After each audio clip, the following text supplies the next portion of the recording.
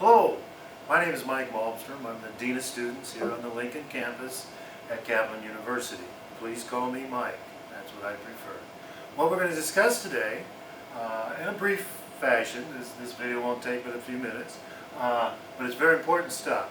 And the stuff regards cumulative grade point average and a grade point average per term.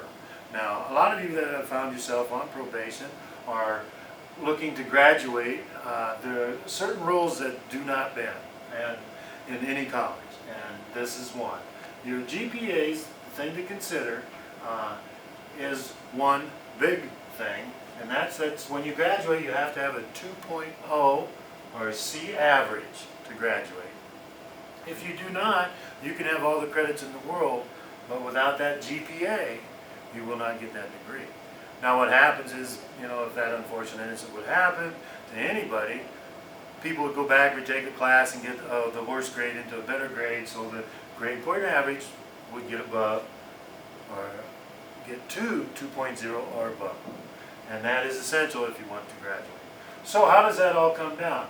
That 2.0 to graduate is what we call a cumulative grade point average.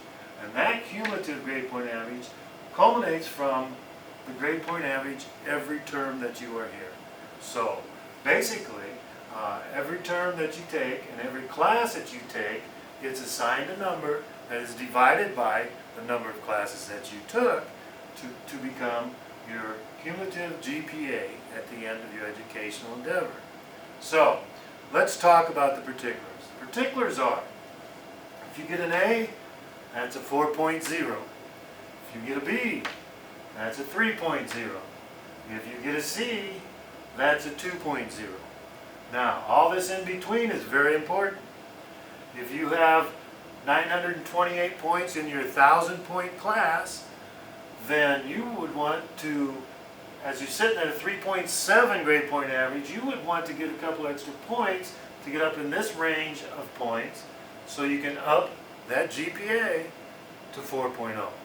Another 3/10 of a point. Each tenth counts. As you can tell, B plus is 3.3 and so on. C plus is 2.3. B minus is 2.7.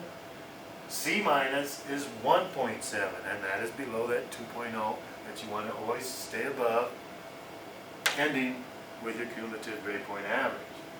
Now, these other points can also come into play. Let's say you got a D, that's a 1.0. All right, do not fret, because you got other classes. You may have a couple other classes. Let's say you are taking 3 classes this term, and you get a B and a C. Okay, so a B and a C. All right, if you add them up, okay, what are you going to get? You're going to get 6 points total, and you're going to divide it by 3 classes, 3 grades. So 3, you divide it, and you end up with a 2.0 grade point average. Now, that is very important that you understand every one of them points eventually becomes your accumulated GPA.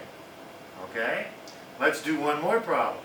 Let's say you get a C plus, a D plus, and an A. Let's throw that A in there. Okay? The A naturally 4.0, D plus 1.3, and the C plus, as you can tell I have to look, 2.3. Add them up, 7.6 divided by 3, that'd be 2. Naturally, I'm naturally getting all that together, 2.53. So there's your GPA for the term with these 3 grades. Now the only difference is if you have 2 grades, let's say you really like one class and you didn't like the other class so well, and you ended up with a D plus and an A. Well, don't fret, this still counts as college credits, and with everything else, you can still be above 2.0 to graduate. So this would total 5.3. Okay, you divide it by 2 and you're looking at, let's see, 2 and 2.6. We'll go there. Okay, so there you are. And you're still hanging really tough as far as making sure that your cumulative grade point average gets above at 2.0 when you're ready to graduate. Now the only other thing that I want to really emphasize is the points in your classroom. Every class is worth 1,000 points. Okay. With them 1,000 points, as you go, as the weeks go by, you don't want to lose very many points so that you can still get an A. So that says that you can lose 70 points out of 1,000 and still get an A. So think that way. Now if you need a B, same thing. Out of 1,000 points to get at least an 830 and a B, you need 170 points you can afford to lose as you go along. Okay? So if you think that way, and then on top of it, think grade point average, you should be very much fine and achieve your educational goal with your degree and improve your career and move forward. That's it. Any questions, comments, feel free to contact me. You know where to find me. Thank you.